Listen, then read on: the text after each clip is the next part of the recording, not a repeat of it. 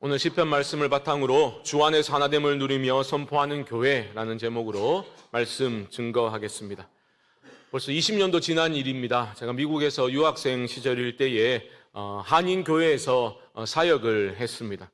사역을 하다 보니 미국 내 다른 지역에 있는 그런 한인교회들에 대한 소식을 간혹 듣기도 했습니다.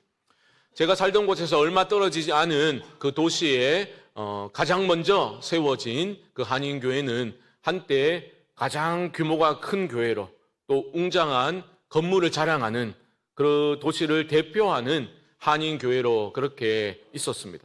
그런데 제가 소식을 들었을 때는 그 교회에 성도들이 몇 명 남지 않았다라는 소식이었습니다. 그 이유를 물어보니 교회가 자꾸 싸웠다는 거예요. 패가 갈려가지고 자꾸 분쟁이 일어났다라는 겁니다. 자꾸 싸우니까 성도들이 하나 둘씩 교회를 빠져나가기 시작합니다.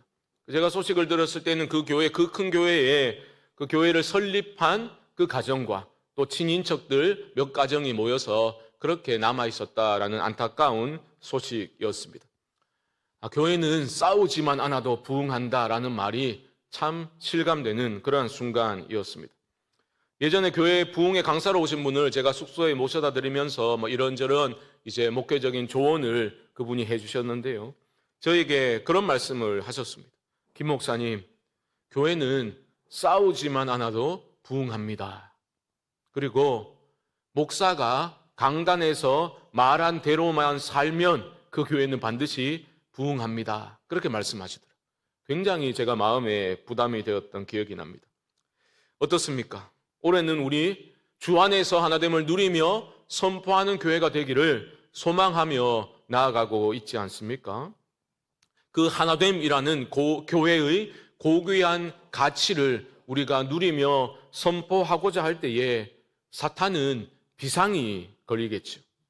어떻게 해서든지 반목, 질시하고 오해하고 마음 상하게 만들어서 서로가 서로에게 정남이가 뚝 떨어지도록 그렇게 온갖 괴계를 부릴 것이 분명합니다. 우리가 하나됨을 더 지키려고 힘쓸수록 이전보다 더 강한, 어쩌면 더 집요한 영적인 방해와 그런 공격이 일어나게 되겠죠. 그때 우리는 굴복할 것이 아니라 어떻게 해야 되겠습니까? 우리가 지금 올바른 방향으로 나아가고 있구나, 이렇게 생각을 해야 됩니다. 그런 생각을 가지고, 믿음을 가지고 우리는 더 하나됨을 힘써 지켜나가기 위해서 서로를 격려하고 그렇게 서로를 위해서 기도해주며 나아가야 하는 거죠. 지난 주일에 우리는 에베소서 4장 말씀을 통해서 성령이 하나 되게 하신 것을 힘써 지켜나가라라는 사도의 권면의 말씀을 들었습니다. 교회의 하나됨은 많은 성도들을 모으기 위해서 무슨 분위기 좋은 교회로 만들기 위한 어떤 전도의 수단이나 방편이 아니라 했습니다. 이미 교회가 탄생될 때에 교회 안에 내재된 그러한 본질적인 가치다. 그것이 하나됨이다 말씀을 드렸죠. 그러니까 사도 바울은 뭐라 했습니까? 하나됨을 너희가 만들어 가라라고 권면한 게 아니라 성령이 하나 되게 하신 것을 힘써 지켜나가야 한다라고 권면을 했던 거죠. 그러므로 교회가 그 어떤 대단해 보이는 명분이나 선해 보이는 의도가 있다고 하더라도 하나됨을 깨뜨리는 분열의 행위는 용납될 수 없는 겁니다. 여러분, 성경을 보십시오. 특별히 사도 바울의 서신들을 보게 되면 고린도 교회만 하더라도 그 안에 파당이 형성되어 있었잖아요. 관계적인 문제, 분열의 문제가 있었습니다. 그러자 사도 바울이 강력히 책망을 했던 것을 우리는 보게 되죠. 고린도전서 3장 3절 말씀 보시면 너희는 아직도 육신에 속한 자로다. 너희 가운데 시기와 분쟁이 있으니 어찌 육신에 속하여 사람을 따라 행함이 아니리요. 바울은 책망하고 있는 거야. 야, 너희들 육신에 속한 자처럼 왜 살고 있어? 야단을 치고 있는 겁니다.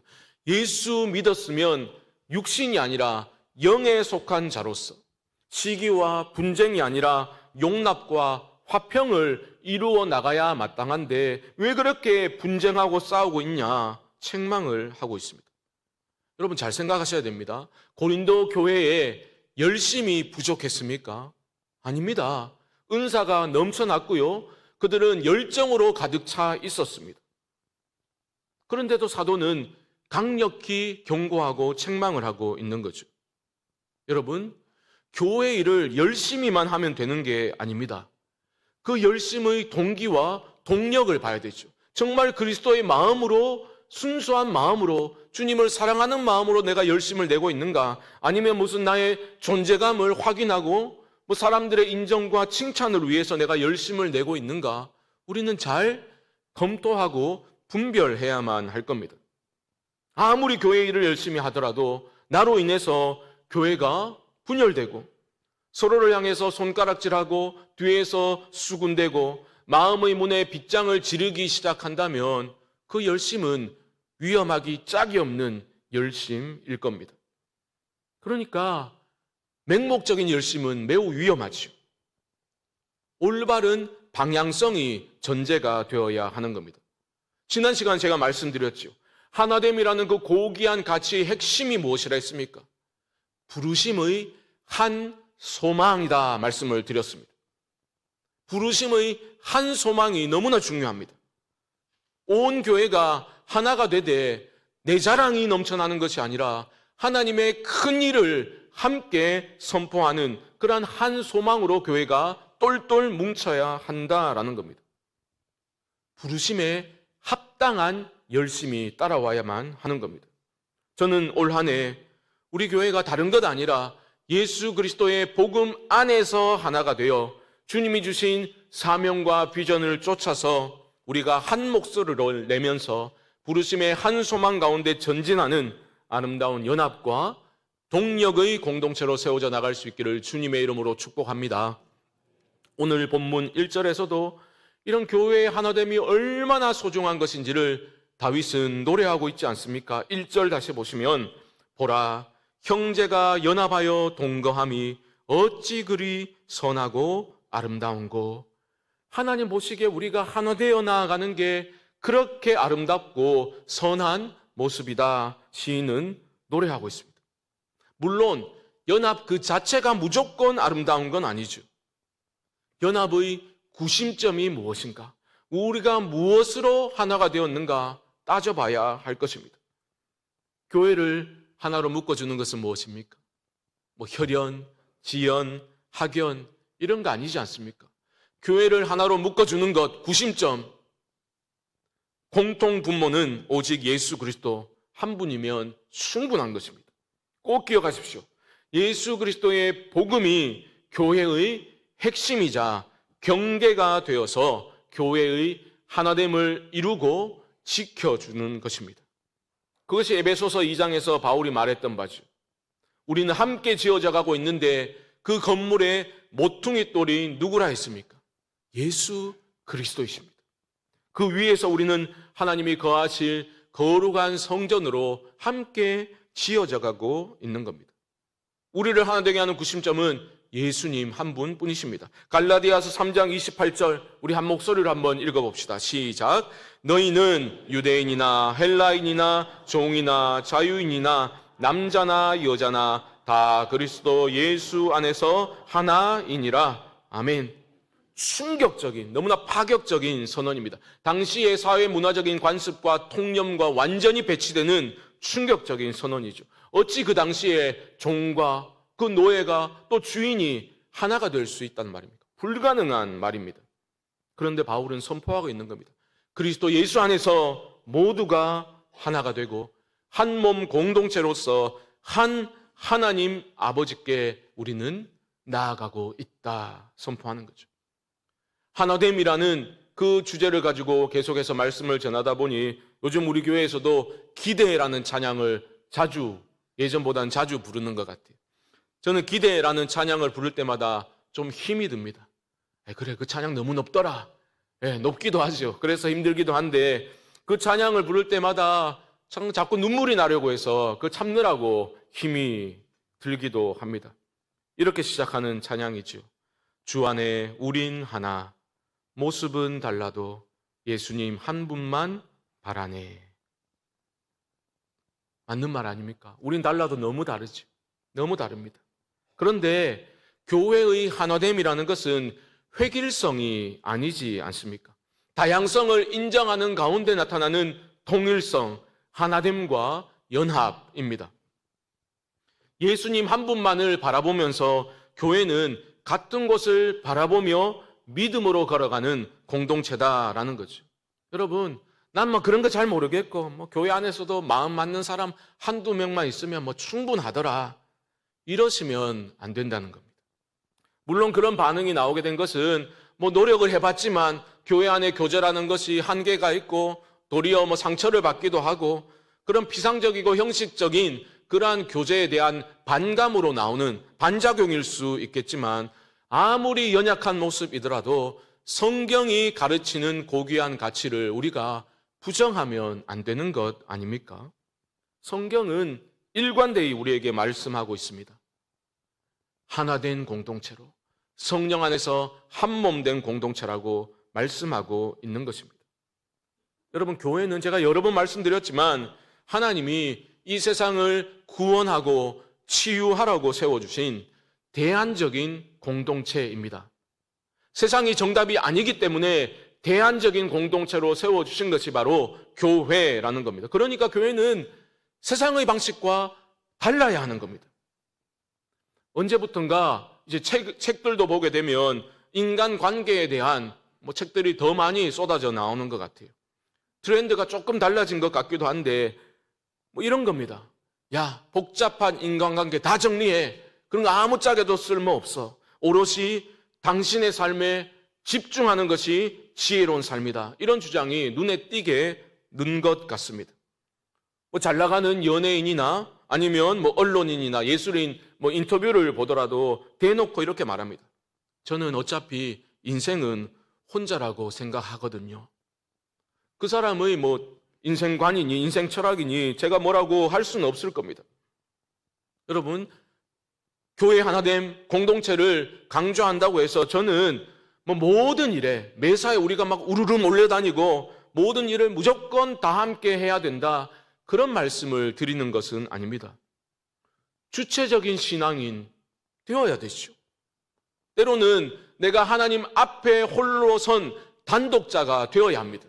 그것을 저는 부정하지 않습니다. 부인하지 않습니다. 하지만 우려되는 바가 없지 않습니다.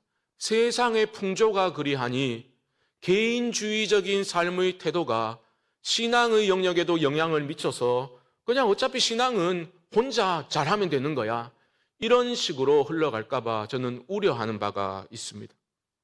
세상 풍조가 아무리 바뀌어도 성도는 성경의 가르침을 절대적인 삶의 기준으로 붙드는 사람들이어야 하는 거죠.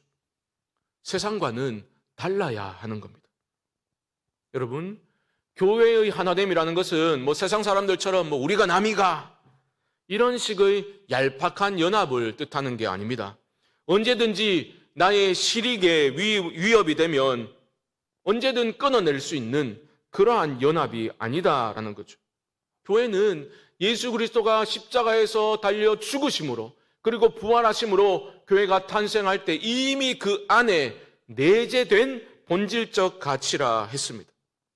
그러니까 우리는 지켜야 되는 거예요. 지켜나가야 하는 겁니다. 지켜나가기 위해서는 무엇이 필요할까요? 오늘 본문 2절은 우리에게 중요한 것을 알려주고 있습니다. 2절 말씀 다시 보시면 머리에 있는 보배로운 기름이 수염 곧 아론의 수염에 흘러서 그의 옷깃까지 내림같고 라고 말씀하죠. 여러분, 상상해 보십시오. 보배로운 기름이 머리에서부터 수염까지 흘러넘쳐서 그의 옷깃까지 내려오는 모습을 상상해 보십시오. 너무나 풍요로운 이미지 아닙니까? 여러분, 2절에서 여러분들은 어떤 장면을 떠올려 보게 되십니까? 아론이라는 사람의 직책을 생각해 보십시오. 이스라엘의 대제사장이었죠. 2절 말씀은 이스라엘의 대제사장 위임식을 떠올리게 만들어주죠. 아론을 대제사장으로 세우면서 거룩한 기름, 그 관유를 머리에 쫙 붓는 거죠. 그러면 그 관유가 이렇게 흘러내리는 너무나 풍요로운 축복의 이미지가 강하게 나타나고 있습니다. 그러나 여러분, 축복의 그 풍요로운 이미지보다 더 강력하고 더 우선적인 이미지가 떠올라야 합니다. 그것은 바로 거룩입니다. 거룩. 오늘 우리 할렐루야 찬양 때도 거룩에 대해서 거룩 찬양을 드렸고, 오늘 말씀의 핵심도 거룩에 있는데 잘 보셔야 됩니다. 풍요로운 축복 이전에 거룩이 있습니다. 거룩. 우리 신년 특세 때 제가 요한복음 17장 말씀 전하면서 17장은 예수님의 대제사장적 중보 기도로 알려져 있습니다. 거기서 우리 주님은 교회의 하나됨을 위해서 기도하셨죠. 하나됨을 위해 기도하기 전에 어떤 기도를 하셨습니까? 저들의 거룩함을 위해서 기도하셨다고. 너무나 중요합니다. 진리의 말씀으로 그들이 거룩해지기를 주님은 기도하셨습니다. 여러분, 오늘 시에서 다윗이 공동체의 아름다운 연합을 노래하면서 거룩의 이미지를 가지고 온 것은 결코 우연이 아닙니다. 하나됨은 어떻게 이루어질 수 있습니까? 어떻게 지켜질 수 있습니까? 바로 거룩이 전제될 때 지켜질 수 있는 겁니다. 우리는 거룩에 대한 오해가 있죠. 어떤 외적인 형식, 메마르고 딱딱한 모습, 그것을 거룩이라고 오해하기 때문에 우리는 여기서 걸림이 될 수가 있겠는데요. 그것은 한마디로 오해입니다. 참된 거룩은 결코 그런 메마르고 뾰족한 것이 아닙니다. 참된 거룩은 너무나 풍요로운 거죠. 거룩이 뭐라 했습니까? 소속의 개념이라 하지 않았습니까? 누구에게 속해 있는가? 거룩은 우리가 하나님께 온전히 속해 있는 것이죠. 생명력으로 풍성한 풍요로운 축복의 이미지 아닙니까? 거룩은 풍요로운 축복입니다. 여러분 어떻습니까? 거룩이라는 것은 내가 가진 신앙의 잣대로 다른 사람들의 신앙을 함부로 재단하고 정죄하고 판단하는 모습으로 나타나지 않습니다. 거룩은 다른 이들을 죽이는 것이 아니라 살리는 거예요. 생명의 풍성함이 드러나는 것이 거룩입니다. 저는 올 한 해 우리가 하나님을 함께 추구하기 위해서 노력하고 헌신하고자 애쓸 때에 무엇보다 거룩의 능력을 회복하고자 하는 열정이 우리 안에 일어날 수 있기를 주님의 이름으로 축복합니다. 거룩이 전제되지 않는다면 우리가 아무리 애를 쓴다고 하더라도 하나님을 누리며 선포한다라는 것은 너무나 힘들어지게 될 것입니다. 정리해 봅시다. 1절에서 시인은 무엇을 노래했습니까? 하나됨과 연합의 아름다움을 노래했죠. 2절에서는 거룩 안에서 드러나는 풍요로움과 축복을 노래했습니다. 그렇다면 마지막 3절에서 무엇을 노래하고 있습니까? 아름다운 연합이 궁극적으로 지향하는 바가 어디인지를 알려주고 있죠. 3절 말씀 다시 보시면 헐몬의 이슬이 시온의 산들에 내림 같도다. 거기서 여호와께서 복을 명령하셨나니 곧 영생이로다. 여러분, 여기서 지금 다윗은 단순히 자연의 아름다움을 노래하고 있는 게 아닙니다. 그의 시선은 이 자연을 창조하신 하나님께 고정이 되어 있습니다. 그리고 하나님의 거룩한 임재 가운데서 누리게 될 공동체의 아름다운 연합의 모습을 노래하고 있는 겁니다. 잘 보셔야 됩니다. 시인이 지금 노래하고 있는 헐몬의 이슬, 이것은 헐몬산을 가리킵니다. 헐몬산은 어디에 있냐면 북쪽에 있습니다. 이스라엘의 북쪽에 있는 해발 2,800m나 되는 가장 높은 산입니다. 높을 뿐만 아니라 주변의 지형이 매우 다르다고 합니다. 그러니까 이슬이 많이 생기게 되는 거죠. 헐몬의 이슬입니다. 그리고 산에 쌓여있던 그 눈들이 여름이 되면서 녹으면서 주변의 모든 생명체들을 살려내는 그러한 수분을 공급해 준다라고 합니다. 그러니까 헐몬의 이슬은 한마디로 생명력이에요. 하나님이 부어주시는 생명력. 중요한 것은 지금 다윗이 그 북쪽에 있는 헐몬의 이슬이 어디에 내리고 있다라고 노래하고 있습니까? 헐몬의 이슬이 시온의 산들에 내림 같도다. 시온의 산들은 여러분 남쪽에 있습니다. 남쪽에 있다고요. 헐몬산은 북쪽에 있는데 헐몬의 이슬이 남쪽에 있는 시온의 산들에 내림 같다라고 노래하고 있다라는 겁니다. 한 주석가는 이 말씀을 주석하면서 상상력을 동원해서 이렇게 해석을 하기도 합니다. 지금 시인은 그 북쪽의 형제들이 남쪽의 예루살렘으로 하나님을 예배하기 위해서 몰려드는 그런 모습을 그리고 있다. 충분히 가능한 해석이라고 생각합니다. 저는 거기에 더해서 이 3절의 말씀에서 교회의 진정한 하나됨의 영광을 발견하게 되었습니다. 하나님의 거룩한 임재가 있는 바로 그곳에서 온 이스라엘이 아버지 하나님을 함께 찬양하고 예배하는 그 자리에서 교회의 하나됨의 영광을 우리는 발견하게 되는 것입니다. 꼭 기억하십시오. 하나님의 거룩한 임재 가운데 우리가 다른 거 아니라 열심히 일하는 것 아니라 우리가 하나님을 공동체로서 예배할 때에 그 예배를 통해서 하나님 안에서 진정한 나를 만나게 되고 너의 존귀함을 발견하게 되고 우리의 소중함에 눈뜨게 되는 것입니다. 그때 하나님의 하나됨의 영광이 드러나게 되는 거죠.